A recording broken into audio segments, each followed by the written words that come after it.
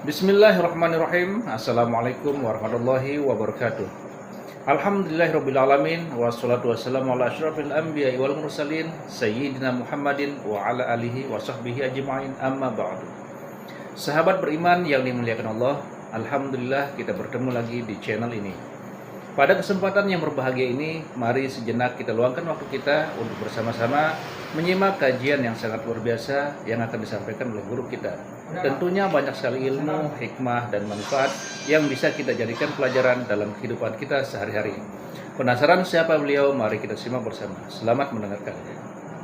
Terkejut atas perlakuan Bani Israel yang hari ini sudah menjadi sebuah negara. Negara itu bernama Israel. Hari berganti, musim berubah, zaman sudah modern, tapi tingkah, pola, cara mereka bertindak sudah disebutkan dalam Al-Quran 1445 tahun yang lalu. Begitulah Allah Subhanahu wa ta'ala ingin menceritakan kepada kita. Kalau kita baca Al-Quran, fa'tabiru, ambil pelajaran bagaimana jahatnya Bani Israel. Kenapa kita dapat pahala membunuh cicak? Karena ternyata ketika Nabi Ibrahim alaihissalam dibakar, maka ketika itu cicak ikut meniup, menghembus api itu supaya semakin besar.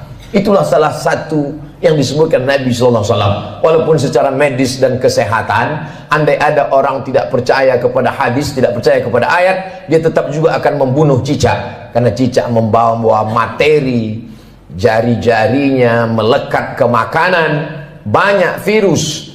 Tapi ada cerita di balik itu, bahwa dia ikut berkontribusi, walaupun hanya dengan hembusan napasnya, ikut membakar Nabi Ibrahim alaihissalam.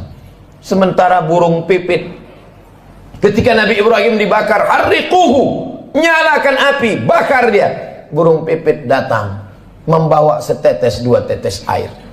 Setetes dua tetes air yang dibawa oleh burung pipit untuk memadamkan api yang membakar Nabi Ibrahim tidak ada pengaruhnya. Lalu binatang yang lain bertanya, wahai burung pipit, untuk apa kau bawa dua tetes air memadamkan api yang bergejolak membakar Nabi Ibrahim? Kata burung pipit, aku tidak melihat efeknya, tapi aku hanya berharap ketika nanti di hadapan Allah waktu ditanya, apa yang sudah kau lakukan ketika mereka membakar Ibrahim? Aku sudah melakukan sesuatu. Ketika Nabi Musa alaihissalam membawa Bani Israel menyeberang Laut Merah, bagaimana penderitaan yang dialami oleh Nabi Musa alaihissalam? Mereka bertemu dengan sekelompok manusia yang menyembah berhala. Lalu apa kata Bani Israel meminta kepada Musa? Ya Musa, ij'al lana ilahan kama lahum alihah. Wahai Musa, buatkanlah kami Tuhan seperti Tuhan-Tuhan mereka dalam bentuk berhala. Begitulah kurang ajarnya Bani Israel kepada Nabi utusan Allah Subhanahu wa ta'ala. Hari ini sejahat-jahatnya umat Nabi Muhammad SAW, belum pernah ada yang menantang Ustadz, tolong buat kami Tuhan seperti Tuhan mereka. Andai tidak percaya kepada Ustadz, paling mereka hanya akan diam saja. Tapi kisah ini diabadikan dalam Al-Quran. Surat yang pertama Al-Fatihah, surat yang kedua Al-Baqarah. Surat Al-Baqarah bercerita tentang perjalanan Nabi Musa alaihissalam bersama dengan Bani Israel. Perjalanan mereka lanjutkan. Lalu apa kata mereka kepada Nabi Musa alaihissalam? Ya Musa, lan nu'mina laka hatta narallaha jahrah. Lan, kami tidak akan beriman percaya kepadamu hatta narallaha jahrah, sampai kami melihat Tuhan secara nyata. Sebelum Tuhan itu terlihat nyata, kami tidak percaya kepadamu wahai Musa. Begitulah tingkah pola mereka kepada Nabi utusan Allah Subhanahu wa ta'ala. Ke negeri kita di Nusantara cukup dikirimkan Allah wali-wali saja, Wali Songo di Pulau Jawa, para alim, para ulama. Tidak perlu Nabi menunjukkan dokter spesialis yang datang ke rumah orang kaya. Satu sisi menunjukkan kehebatan, tapi di sisi lain juga menunjukkan bahwa ada penyakit kronis yang sulit untuk disembuhkan oleh dokter biasa. Begitulah Nabi Musa yang amat sangat kuat, sangat hebat berhadapan dengan Bani Israel yang tingkat kejahatannya juga luar biasa.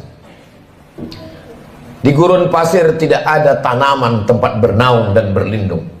Mereka meminta kepada Nabi Musa alaihissalam, tolonglah engkau berdoa kepada Tuhan wahai Nabi Musa, supaya kami bisa ada naungan dan makanan. Wa dhallalna alaihimul ghamama, kami turunkan awan untuk menaungi mereka. Lihatlah bagaimana doa Nabi Musa terkabul. Kalau melihat tingkah pola Bani Israel, Allah sangat marah. Tapi karena kelembutan Nabi Musa, wa dhallalna alaihimul ghamama wa anzalna alaihimul manna wassalwa, kami turunkan makanan yang manis dan yang asin. Yang asin, sebagian ahli tafsir mengatakan panggang burung. Yang manis adalah untuk cuci mulut mereka. Lalu apa permintaan Bani Israel? Kita kalau diberi makanan bersyukur kepada Allah, alhamdulillah. Tapi apa kata Bani Israel? Lan nasbira ala ta'amin wahidin, kami tidak sabar kalau makanannya cuman ini. Kami minta supaya Tuhanmu menurunkan kepada kami wa fumiha wa adasiha wa basaliha, kami ingin bawang merah, bawang putih, kacang asal. Betapa kurang ajarnya Bani Israel kepada Nabi Musa alaihissalam. Dikabulkan Allah doa, tidak kepanasan, dikirimkan makanan surga, meminta makanan-makanan. Sampai Allah mengatakan, atastabdiluna alladhi huwa adna billadhi huwa khair. Apakah kalian meminta makanan yang lebih rendah kualitasnya, yang busuk dan berbau, padahal kamu sudah diberikan makanan yang terenak dan terlezat?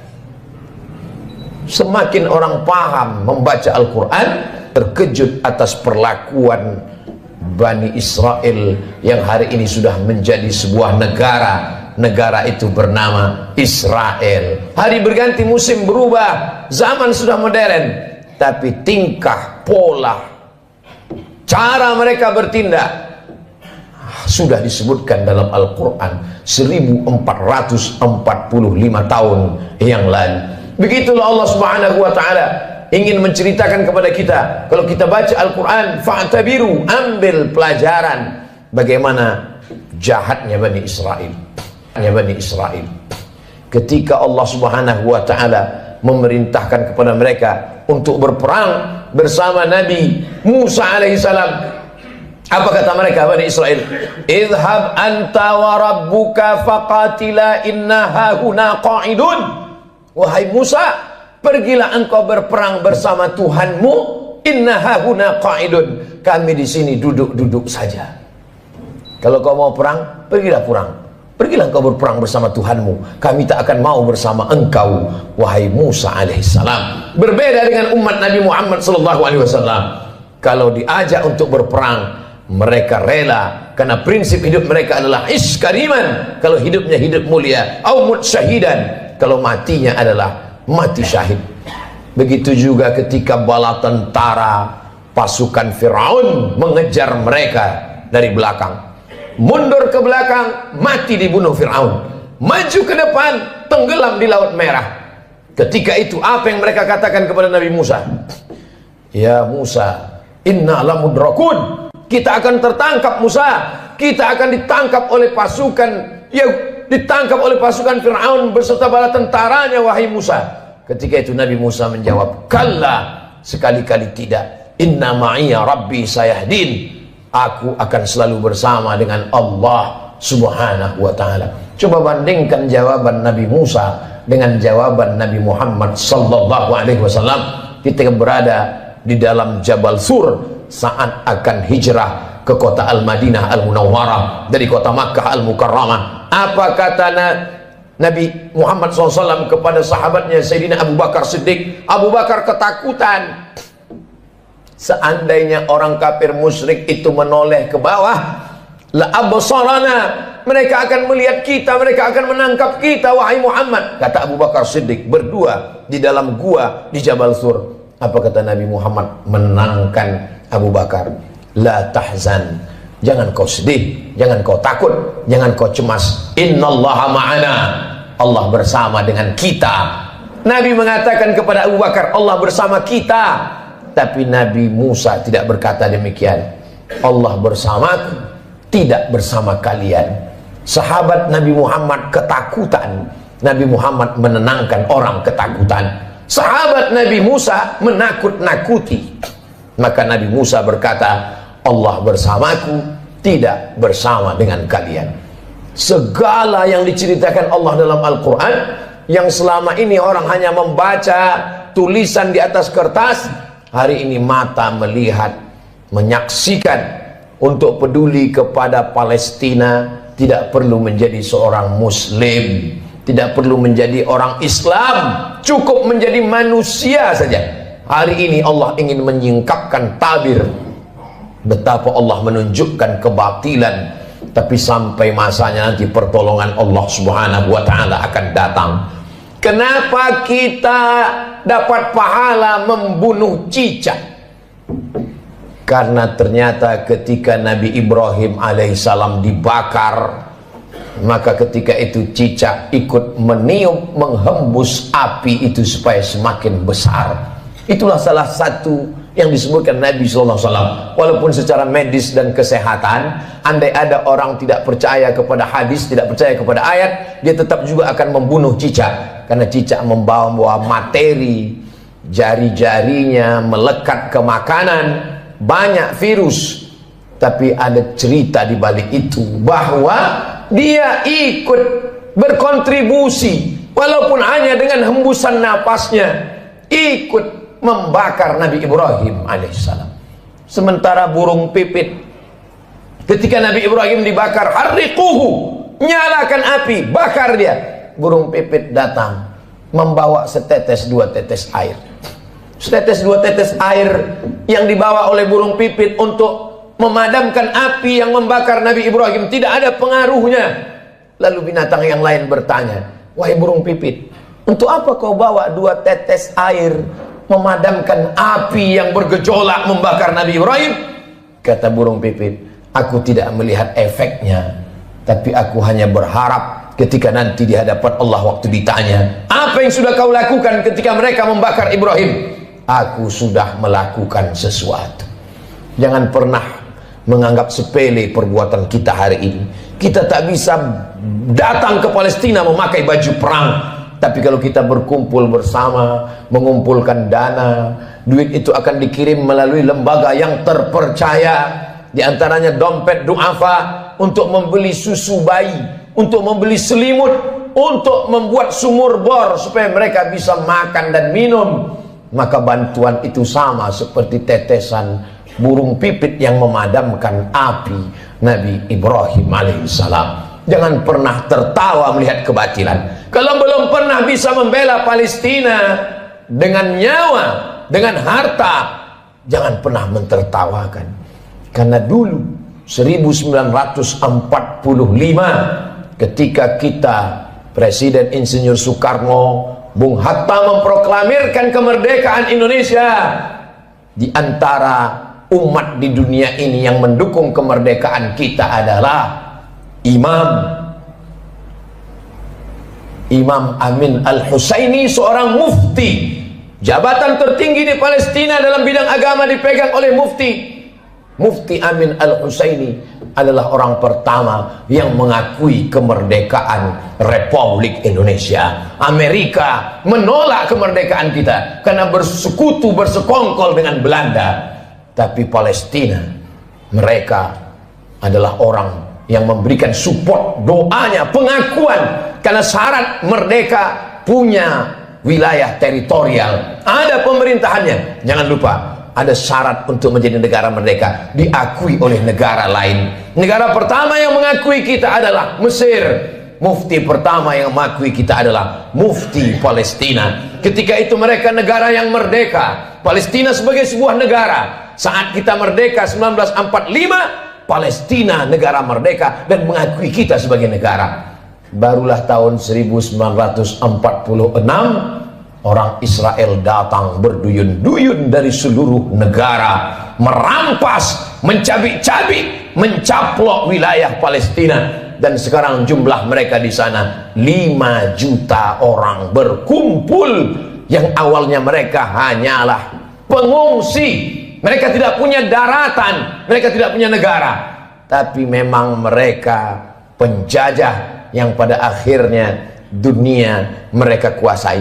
Satu-satunya negara yang tak dapat mereka kuasai adalah Palestina. Dari sejak kita kecil, mata kita menatap televisi tak berwarna. Yasser Arafat memperjuangkan hari berganti musim berubah. Hari ini para pejuang, kalau kita tidak bisa menolong dengan tetesan darah dan nyawa, tidak bisa dengan harta, maka dengan doa, panjatkan doa dalam qunut nazilah, mintakan dalam tahajud supaya Allah memberikan pertolongan, karena kita akan diminta tanggung jawab di hadapan Allah Subhanahu wa taala. Man lam yahtam bi amril muslimin, siapa yang tak peduli kepada kondisi saudaranya, falaisa minhum, maka tidak diakui imannya kepada Allah Subhanahu wa taala. La yu'minu ahadukum, tidak sempurna iman kamu, hatta yuhibba li akhi, sampai engkau sayang kepada saudaramu, ma yuhibbu li nafsih, seperti kau sayang pada dirimu sendiri. Masya Allah, sangat luar biasa kajian yang sudah disampaikan oleh guru kita. Sahabat beriman yang dirahmati Allah, tetaplah di channel ini karena kajian ini belum selesai dan masih banyak lagi hal-hal menarik yang akan disampaikan oleh beliau. Mari kita lanjutkan kembali. Selamat mendengarkan. Kalau ada orang Palestina yang kehilangan anak, istri, hidup sebatang kara, bagaimana kalau itu yang kita alami? Kalau ada orang Palestina yang hancur rumahnya kelaparan, tempat makannya dibakar mereka kebunnya, bagaimana kalau itu terjadi pada diri kita? Iman kita belum sempurna sebelum kita bisa merasakan perasaan yang sama seperti yang dirasakan oleh saudara kita. Kita tidak menjadi marah membabi buta, kita tidak menjadi orang yang amat sangat keras kepada sesama, tapi justru kita menjaga persatuan, kesatuan, mendoakan, mensupport, menjadi orang yang lebih baik di hadapan Allah Subhanahu wa taala, melihat apa yang dialami oleh saudara-saudara kita. Mereka menangis bukan karena takut kepada Israel. Seorang ibu dikabarkan anaknya meninggal dunia. Lalu beberapa tentara mujahid fisabilillah menyampaikan, anak ibu meninggal dunia, gugur sebagai syahid karena dibunuh tentara Israel. Air matanya menetes, wajahnya haru. Lalu kemudian orang ramai datang memberikan takziah, menyabarkannya. Sabar ibu, anak ibu sudah syahid, jangan menangis. Lalu tak lama dia menjawab, aku menangis bukan karena sedih anakku mati, aku menangis mengapa yang mati syahid cuma satu, kenapa dulu aku tidak punya anak banyak dan semuanya mati syahid. Cita-cita anak Palestina yang tertinggi, diadakan survei lembaga internasional, mereka berikan kertas, pertanyaannya, apa cita-citamu wahai anak Palestina? Cita-cita mereka adalah ingin mati syahid. Sejak 1946 Israel datang sampai hari ini 2023. Kenapa mereka tidak pergi ke Amerika, ke Eropa, ke Australia untuk mendapatkan suaka politik? Tak bisakah mereka menempuh jalur darat? Bisa. Kenapa mereka tidak pergi? Mereka ingin mati sebagai syahid dan tidak ingin meninggalkan bumi yang diberkahi, yang disebutkan dalam Al-Quran, subhanalladzi asra bi'abdihi laylan minal masjidil haram ilal masjidil aqsa. Kalau hari ini kita merasa kasihan, sesungguhnya yang lebih layak dikasihani adalah diri kita yang tidak pernah mementingkan agama Allah, yang tidak pernah bercita-cita ingin menjadi syahid. Wa tilkal ayyamu nudawiluha bainan nas, demikianlah hari itu kami tukarkan, kami pergantikan silih berganti. Untuk apa Allah buat ada tahun lalu dan tahun ini? Untuk apa Allah buat ada Jumat yang lalu dan Jumat ini? Liya'lamallahu alladhina amanu, Allah mau melihat siapa yang imannya istiqamah. Wa yattakhidha minkum syuhada, Allah ingin melihat siapa yang mati syahid. 17 Agustus bukan hanya sekedar mensyukuri nikmat kemerdekaan, tapi juga mengenang mereka yang mati syahid. Tanah yang kita injak adalah tetesan darah para syuhada. Tempat kita berjalan adalah kain kafan mereka yang mati syahid. Negeri ini merdeka karena mereka mati syahid. Siapa yang menyampaikan itu? Yang menyampaikan itu adalah para alim dan ulama. Kalau kita hari ini kasihan, sesungguhnya sisakanlah rasa kasihan pada diri kita sendiri yang belum tentu diterima Allah. Kita semua akan diminta tanggung jawab nanti di hadapan Allah Subhanahu wa taala. Salahuddin Al-Ayyubi, kalau dia ditanya Allah, apa yang sudah kau lakukan wahai Salahuddin? Salahuddin menjawab, aku sudah memerdekakan Palestina. Ditakdirkan Allah kita hidup tahun 2023. Zaman dulu kalau terjadi pembunuhan orang di Nusantara, nenek moyang kita tak tahu apa yang terjadi di Palestina. Beritanya lambat. Hari ini pembunuhan di detik ini, videonya langsung di-share dan kita bisa melihatnya. Kita diminta tanggung jawab di hadapan Allah Subhanahu wa taala. Salat kita, puasa kita, zikir kita. Tapi jangan lupa, kita akan diminta tanggung jawab. Apa peduli kita kepada Masjidil Aqsa, tempat Isra Mi'rajnya Nabi Muhammad SAW.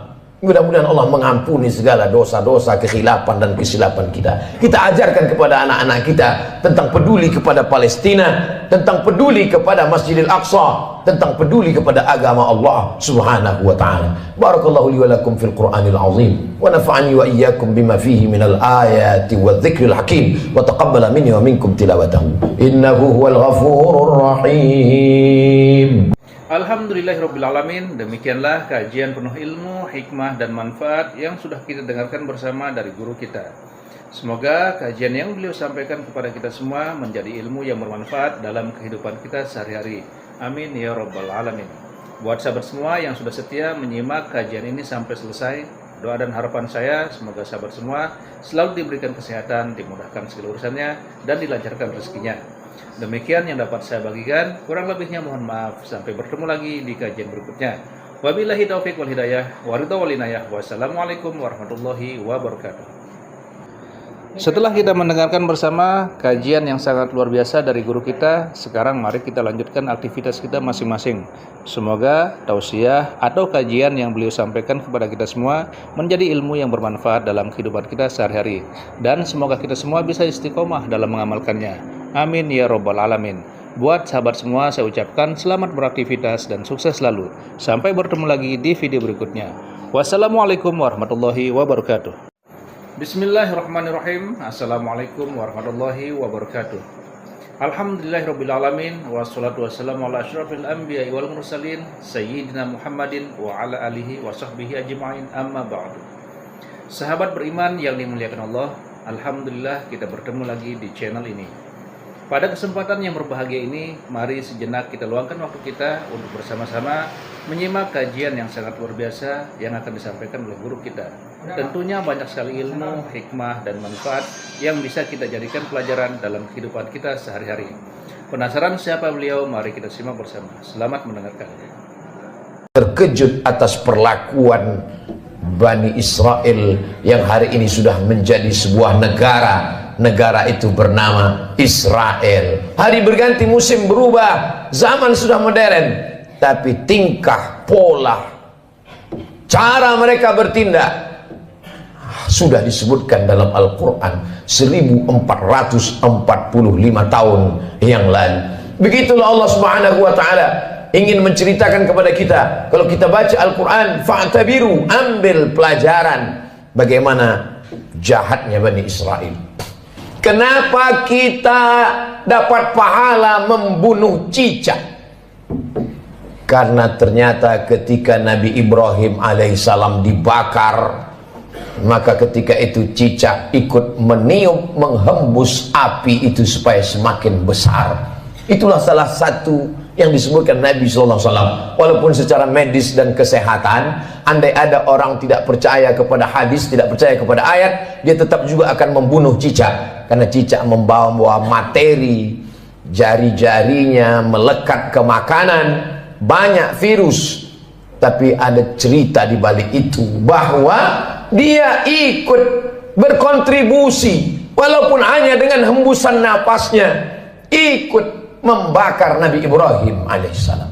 Sementara burung pipit, ketika Nabi Ibrahim dibakar, harriquhu, nyalakan api, bakar dia. Burung pipit datang,